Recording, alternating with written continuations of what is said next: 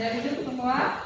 Sebelum memulai kegiatan kita hari ini, baiknya kita awali dengan berdoa. Silakan satu orang pimpin doa. Di sini ya, ayo kita tolong ya. Memimpin doa di pagi ini.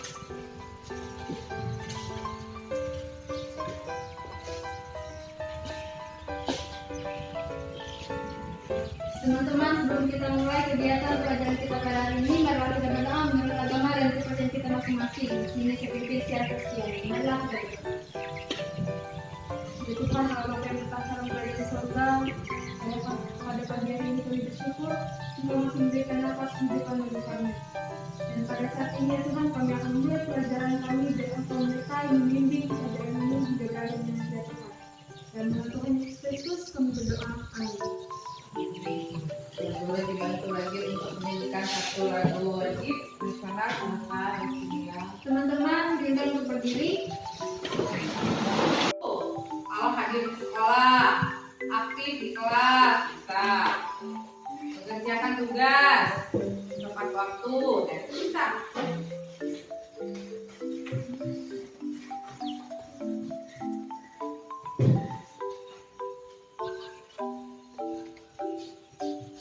Sudah? Yang belum?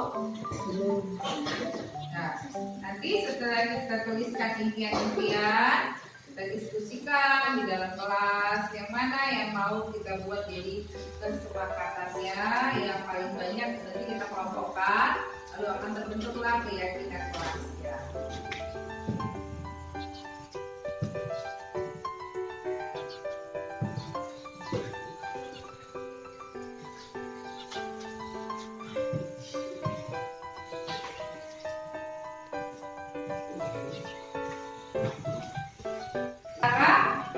Kita buat bentuk kelas A dulu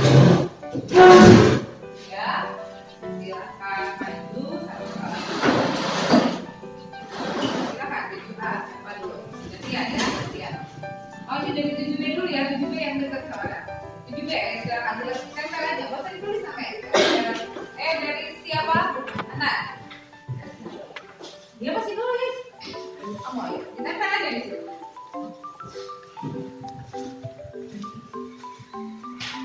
Ya, silakan lanjut. Siapa yang sudah? Silakan. Ini. Siapa saja boleh? Yang 7B. Kalau sudah. Oke. Ayo, siapa lagi? Satu aja, Kak. Kenapa? Bingung. Biar terwujud nanti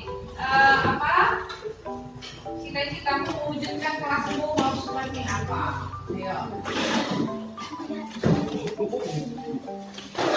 Berikutnya 7B.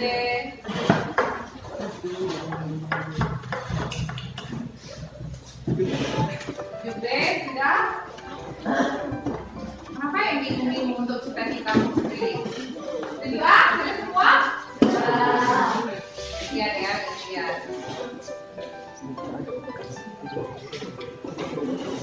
Iya, oke.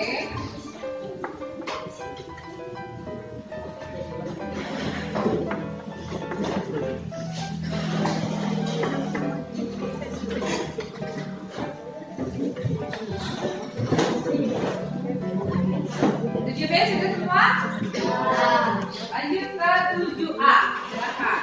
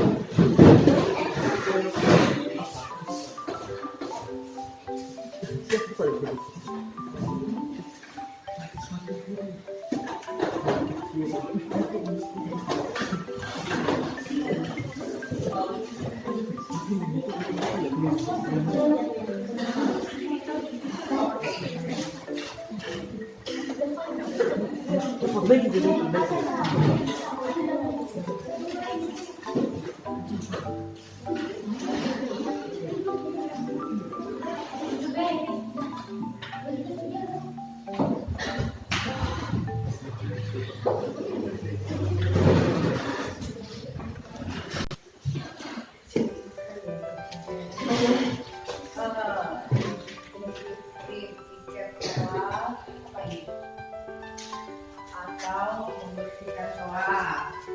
Saya ingin kelas 7A semuanya disiplin dan sopan. Disiplin ya, tidak ribut dan mudah diatur, selalu datang tepat waktu dan disiplin. Jadi kelas yang taat akan agama, benar, masing-masing dapat saling menghina agama orang lain. Itu masuk ke religius ya, tidak boleh saling menghina agama orang lain. Ya, ini kedisiplinan. Apa kedisiplinannya Ari? Aku ingin kelas tenang dan damai, berarti tidak boleh ada keributan, ya. Nah, lalu apa? Saya ingin mengerjakan tugas tepat waktu. Disiplin juga, ya, mengerjakan tugas tepat waktu. Di kelas yang bersih dan aman, kelas yang bersih dan nyaman, ya.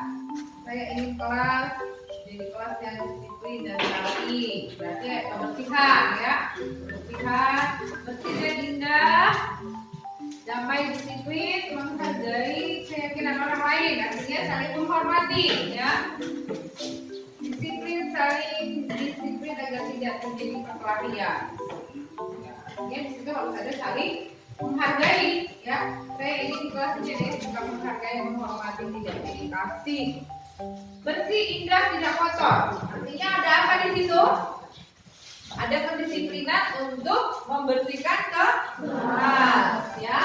Untuk 7B, menolong teman saat tiket, membersihkan kelas, tidak susah diatur, saling menjaga kebersihan, saling bekerja sama, ya. Ini kelas menjadi bersih, rapi, meja dan kursinya. Ini kelas menjadi bersih, menjaga kebersihan kelas, ya. Ini apa ini? Kelas apa ini? Ingin bersih dan teratur, saling menghargai satu sama lain. Kelas yang sudah teratur, tidak suka dibully, tidak suka diganggu. Oh, artinya harus ada ketenangan di kelas. Jadi kelas yang sudah diatur, berarti sering di kelas yang sudah diatur ini, tidak mau diganggu. Saat apa ini? Belajar.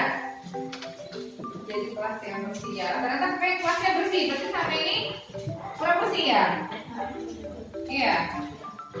Sampai ini kurang bersih. Nah, jadi dari sini nanti kita bisa buat kesepakatan yang sudah ada. Kita buat keyakinannya. Artinya ada beberapa keyakinan yang bisa kita ambil dari kesepakatan kalian pribadi, ya. Nah, dari sini nanti sudah saya buat nanti bagian-bagiannya, ya. Saya buat masukkan kemana, masukkan ke religius, menghargai, kalau menolong dan disiplin, ya. Saya kelompokkan, lalu nanti kita tempel di kelas masing-masing, dan itulah yang kalian lihat setiap hari dan kalian sepakati. Paham dari sini? Ya. Artinya selain ada tata tertib sekolah, ada keyakinan kelas, ya. Nah, kelas 7A, 7B, nanti masing-masing keyakinannya saya kelompokkan, masuk kepada, baru nanti kita yakini dan kita jalani sehingga muncullah disiplin positif yang membudayakan jadi budaya positif. Sehingga kamu menjadi siswa atau peserta didik yang lebih baik lagi akhlaknya, ya. Sampai sini ada pertanyaan? Tidak ada? Ngerti? Nanti saya buatkan, ya, hasilnya, lalu nanti diberikan kita.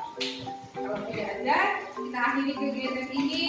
Saya ucapkan terima kasih dan selamat pagi. Ya. Kelas 7B boleh kembali ke kelasnya.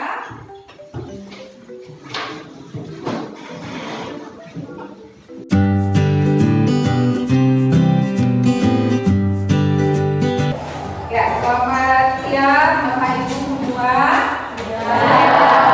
Sebelumnya saya ucapkan terima kasih karena sudah hadir pada hari ini, hari Selasa, tanggal 7 Februari 2023. Perkenalkan, saya adalah FIK Permentasi Indonesia SPD. Saya salah seorang calon guru penggerak angkatan 7 Kabupaten Indonesia Timur.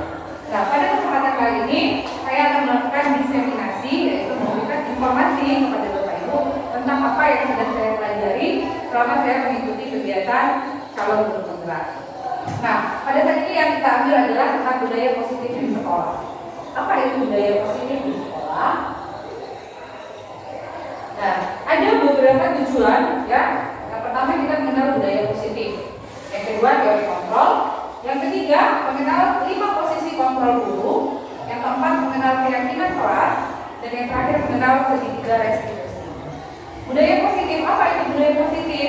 Budaya positif adalah suatu kebiasaan yang bernilai positif, di mana di dalamnya mengandung sejumlah kegiatan yang mampu menumbuhkan karakter murid.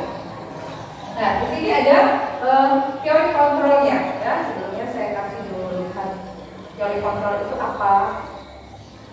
Nah, terkadang kita dalam menghadapi murid ada beberapa ini pemaparan dari Dr. William Glasser tentang teori kontrol. Ilusi guru mengontrol murid ya. Pada dasarnya kita tidak dapat memaksa murid untuk berbuat sesuatu jikalau murid tersebut memilih untuk tidak melakukannya. Ya, walaupun tampaknya kita sedang mengontrol perilaku murid tersebut. Hal ini karena murid tersebut sedang mengizinkan dirinya dikontrol. Saat itu bentuk kontrol guru menjadi kebutuhan dasar yang dipilih murid tersebut. Teori kontrol menyatakan bahwa semua perilaku memiliki tujuan, bahkan terhadap perilaku yang tidak disukai. Yang kedua, ilusi bahwa semua penguatan positif, efektif dan bermanfaat. Penguatan positif atau bujukan adalah bentuk kontrol dalam usaha mempengaruhi murid agar mengulangi suatu perilaku tertentu. Adalah suatu usaha untuk mengontrol murid tersebut. Dalam jangka waktu tersebut, kemungkinan murid tersebut akan menyadarinya dan mencoba untuk menolak bujukan kita. Atau bisa jadi murid tersebut menjadi tergantung pada pendapat sang guru untuk berusaha. Berikutnya, ilusi bahwa kritik dan membuat orang merasa bersalah dapat menguatkan karakter. Menggunakan kritik dan rasa bersalah untuk mengontrol murid menuju pada identitas gagal. Mereka belajar untuk merasa buruk tentang diri mereka. Mereka mengembangkan dialog diri yang negatif. Kadang kata sulit bagi guru untuk mengidentifikasi bahwa mereka melakukan perilaku ini. Maka seringkali guru cukup menggunakan suara halus untuk menyampaikan pesan negatif. Yang terakhir adalah ilusi bahwa orang dewasa memiliki hak untuk memaksa. Banyak orang dewasa yang percaya bahwa mereka memiliki tanggung jawab untuk membuat murid-murid berbuat hal-hal tertentu. Apapun yang dilakukan dapat diterima selama ada sebuah kemajuan berdasarkan sebuah pengukuran kinerja. Pada saat itu pula orang dewasa akan menyadari bahwa perilaku memaksa tidak akan efektif untuk jangka panjang dan sebuah hubungan permusuhan akan terbentuk.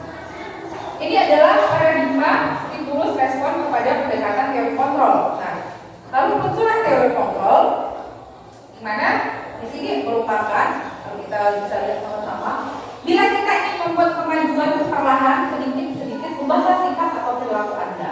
Namun bila kita ingin memperbaiki cara-cara utama kita, maka kita perlu mengubah kerangka acuan kita. Ubahlah bagaimana Anda melihat dunia, bagaimana Anda berpikir tentang manusia. Ubahlah paradigma Anda, skema pemahaman dan penjelasan aspek-aspek tertentu. Jadi kita di sini diminta dulu untuk mengubah paradigma kita dari stimulus respon menjadi teori kontrol tentang dunia, ya. Nah, ini yang kita hadapi bersama-sama guru dengan murid. Nah, di sini ada stimulus respon tentang dunia, realitas kebutuhan kita sama. Itulah tadi stimulus respon. Kita ubah cara pandangnya menjadi teori kontrol tentang dunia. Realitasnya apa? Kebutuhan kita tidak ada yang sama, semuanya berbeda. Nah, yang kedua, semua orang melihat hal yang sama. Itu menurut stimulus respon tadi. Kita ubah cara pandang yang menjadi teori kontrol. Setiap orang memiliki gambaran yang berbeda. Begitu juga yang ketiga, kita mencoba mengubah orang agar berpandangan sama dengan kita. Begitu juga murid, kita berharap murid itu punya pandangan sama dengan kita. Ternyata tidak bisa. Karena kita harus berusaha memahami pandangan murid tadi tentang dunia. Nah, berikutnya, perilaku buruk dilihat sebagai suatu kesalahan.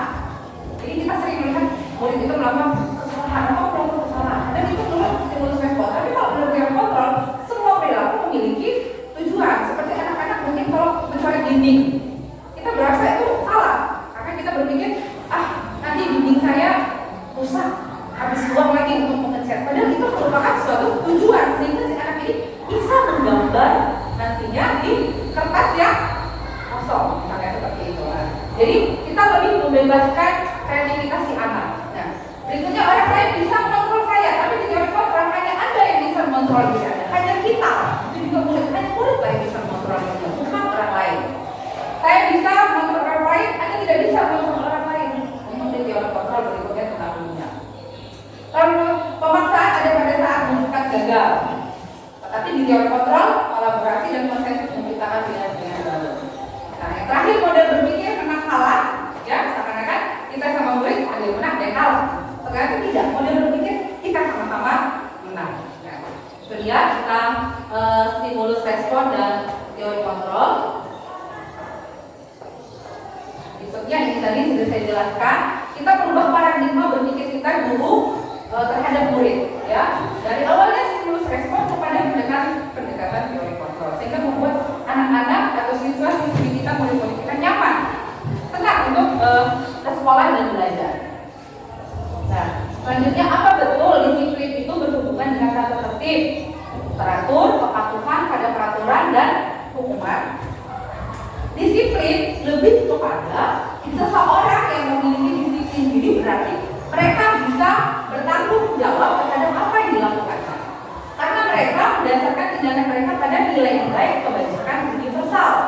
Sebagai pendidik, tujuan kita adalah menciptakan anak-anak yang memiliki disiplin diri sehingga mereka bisa berperilaku dengan mengacu pada nilai-nilai kebajikan universal dan memiliki motivasi intrinsik bukan ekstrinsik.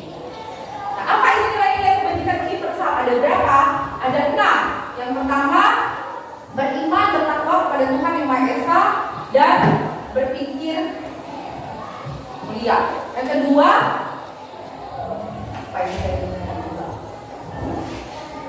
kedua, ini mandiri. Yang ketiga, bernalar kritis. Yang keempat, bergotong royong, dan terakhir kreatif. Jadi kalau kita punya keyakinan terhadap sesuatu, maka mungkin kita tidak akan melakukan sesuatu yang berlawanan dengan keyakinan tersebut. Nah, keyakinan kelas ini kemarin sudah saya terapkan di kelas 7A dan 7B tentang keyakinan kelas. Apa itu keyakinan kelas? Keyakinan kelas ini berbeda dengan peraturan sekolah atau tata tertib sekolah. Ini adalah suatu kesepakatan siswa yang kita buat sehingga itu menjadi suatu keyakinan untuk diyakini semua siswa di dalam kelas tersebut. Makanya disebut keyakinan kelas. Nilai-nilai keselamatan atau kesehatan inilah yang kita sebut sebagai suatu keyakinan, yaitu nilai-nilai kebajikan universal tadi yang disepakati secara tersirat dan tersurat, lepas dari latar belakang suku, negara, bahasa, maupun agama.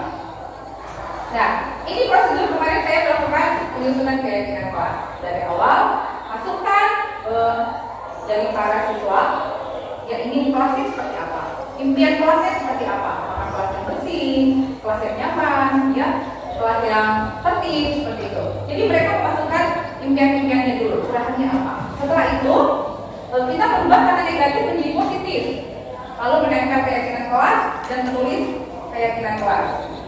Contoh kalimat negatif dan positif, ya. Kalau kalimat positif, kalimat negatifnya jangan memakai sepatu dalam kelas, kita ubah menjadi menjaga kebersihan.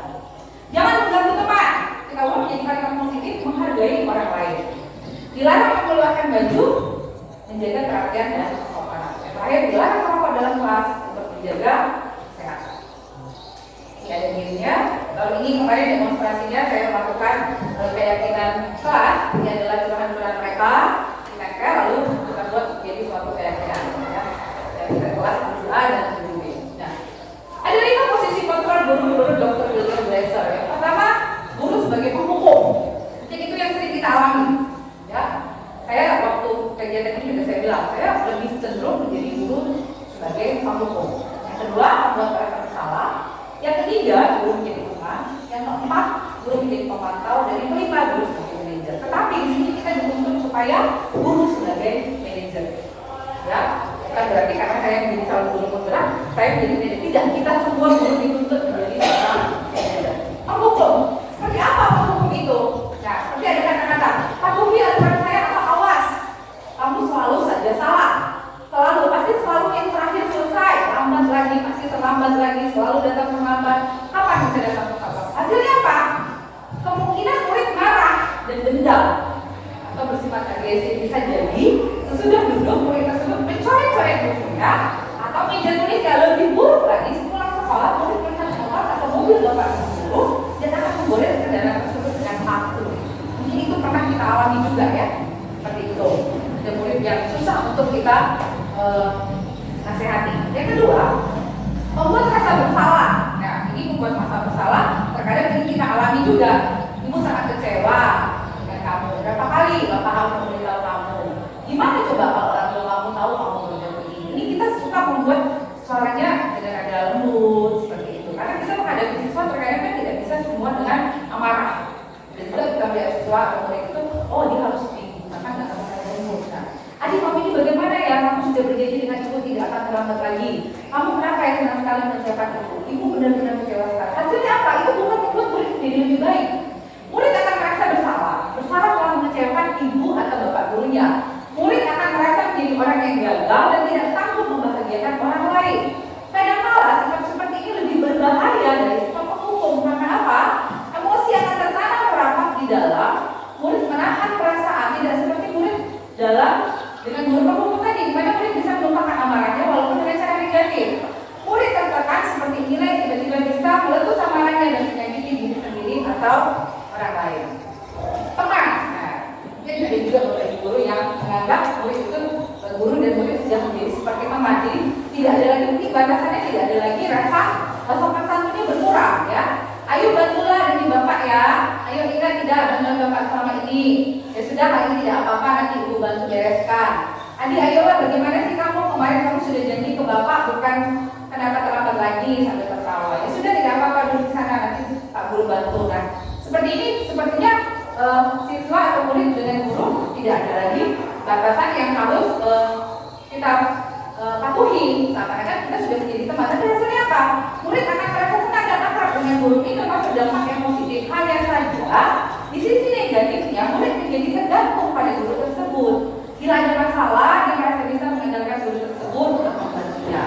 Akibat lain dari posisi teman ini, siswa tadi hanya akan berbuat sesuatu bila yang menyuruh adalah guru tersebut, dan belum tentu berlaku yang sama dengan guru atau orang lain. Yang lain memantau, memantau. Caranya apa? Apa yang telah kamu lakukan? Sanksi atau konsekuensinya apa? Hasilnya bagaimana kalau guru sebagai pemantau?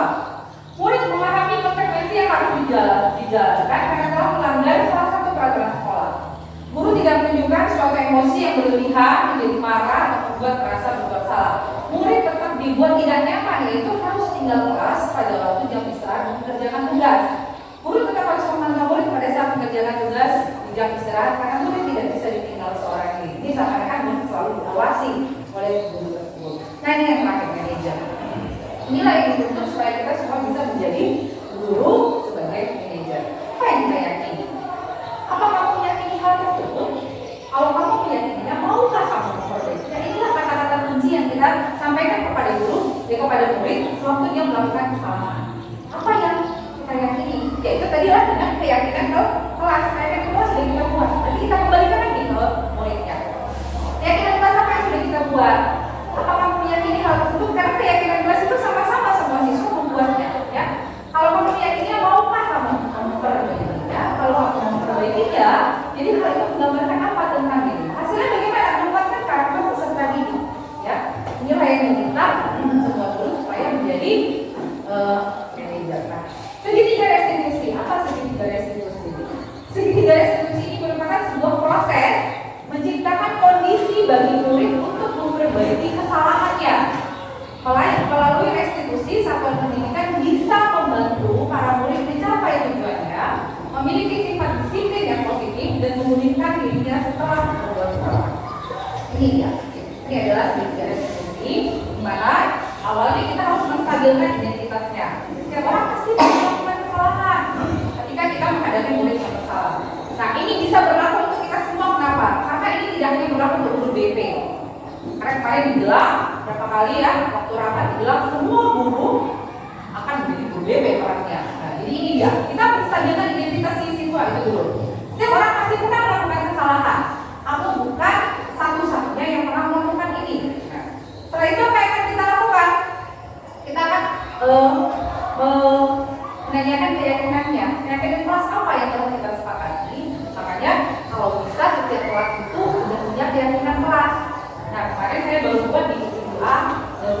karena di kelas 8 saya nggak ada masuk, kelas 9 juga belum saya laksanakan ya. Nah, jadi keyakinan kelas apa yang akan kita rasakan? Kamu ingin menjadi orang yang seperti apa? Setelah itu baru ada validasi tindakan yang salah. Kamu tentu punya alasan mengapa melakukan itu. Adakah cara yang lebih efektif untuk mendapatkan apa yang kamu butuhkan? Nah, kebutuhan dasar manusia. Kebutuhan dasar manusia ada 5, ya. Yang pertama penguasaan, kasih sayang dan rasa diterima, kebebasan, kesenangan, dan terakhir bertahan hidup. Ya. Nah, di sini kebutuhan fisiologis untuk para siswa siswi atau murid-murid kita, bagaimana mereka dapat belajar dengan baik jika mereka lapar, haus, rumahnya kebanjiran, merasa tidak apa. Ini sudah kebutuhan dasar, kebutuhan yang benar-benar harus mereka miliki, ya. Jangan sampai murid itu kelaparan, haus, atau tidak nyaman, berarti tidak akan bisa mendapat pendidikan atau belajar dengan baik. Yang kedua, kebutuhan rasa kasih sayang dan diterima. Itu harus bisa menciptakan kesempatan untuk murid berkolaborasi dan memiliki ikatan emosi, di mana guru harus menerima murid apa adanya. Setiap murid mempunyai keunikannya masing-masing. Kebutuhan kebebasan, murid harus diberi kesempatan membuat pilihan dan bertanggung jawab atas pilihannya. Kebebasan bukan berarti membiarkan mereka melakukan apa saja yang mereka mau. Tidak. Kebebasan berarti apa? Kesempatan untuk membuat pilihan, menyuarakan pendapat dengan percaya diri, memberikan kesempatan untuk mencoba hal-hal yang baru. Nah, kebutuhan akan kesenangan. Nah, di sini kebutuhan murid akan merasa senang di kelas. Bagaimana? Sebagai guru jangan ragu untuk dengan sengaja memasukkan kegiatan yang menyenangkan. Mungkin dengan activity boleh, dengan membuat materi-materi pelajaran lebih menyenangkan. Mungkin ada seperti hiburannya di dalam kita memberikan materi pelajaran. Mereka juga konsentrasi bisa mengerjakan hal yang disenangi. Ya, kebutuhan akan kekuasaan atau power. Setiap murid memiliki kebutuhan untuk merasa kompeten. Murid-murid yang memiliki kebutuhan dasar akan kekuasaan yang tinggi biasanya selalu ingin menjadi pemimpin. Sangat penting mengetahui kebutuhan dasar peserta didik agar kita memahami alasan dibalik sikap dan tingkah laku. Nah, ini adalah demonstrasi segitiga restitusinya, di mana seorang guru memanggil siswa lalu membuat segitiga restitusi tadi menanyakan tentang identitasnya dulu, lalu meyakinkan dengan keyakinan kelas, lalu menanyakan apakah ada perubahan nanti setelah dia melakukan itu. Nah, ini adalah slide terakhir. Terima kasih. Dan sekarang saya bisa terima kasih banyak kepada Bapak Ibu karena sudah mau mendengarkan informasi dari saya. Semoga ini bisa kita pakai sama-sama di dalam kegiatan belajar mengajar kita. Ya, selamat siang dan terima kasih.